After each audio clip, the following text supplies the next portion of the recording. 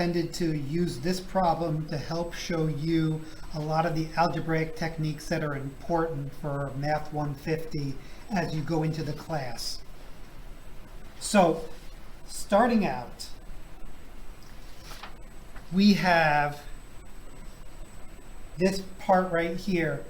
Each one of these is a factor, and this is split up into prime factors because each one of these factors cannot be broken down any farther. Factors can be multiplied together to be rewritten in a more condensed form. So I can multiply 5 times 3 times 2 to give me 30, and I can multiply a times a times a to give me a cubed. And just remember that a little fact, when you're adding variables, you add the coefficients. So a single a plus a single a plus a single a gives me 3 a's. But a times a times a is a to the third as I add the exponents together. The invisible understood 1 plus the other 1 plus the next one. 1 plus 1 plus 1 is 3. So that gives me that term. I can multiply that term by something.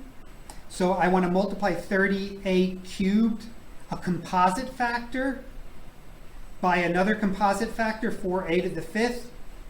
And when I multiply these together, same thing before. I multiply the coefficients. 30 times 4 is 120. A to the third times a to the fifth gives me a to the eighth. So I multiply these together and they give me that. When adding terms together, they have to have like variables with the same powers on each of the variables that are represented. So if I have just an a to the eighth, I can add that to just an a to the eighth.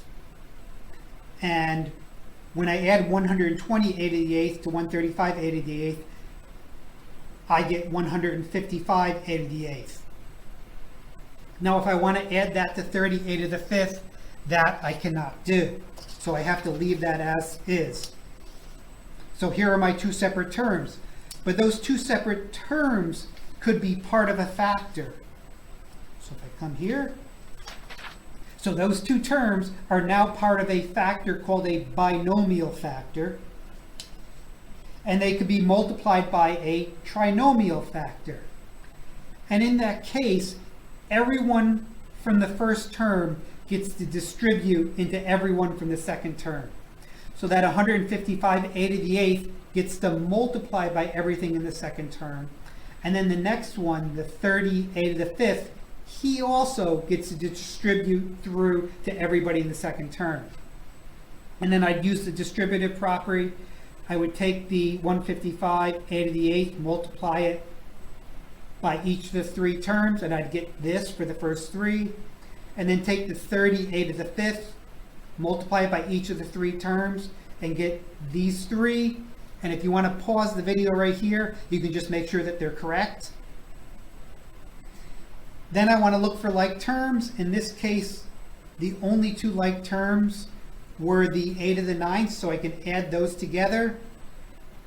And that gives me my final expanded answer right here. And I would leave that like that. But that's just showing you that a bunch of different things that are necessary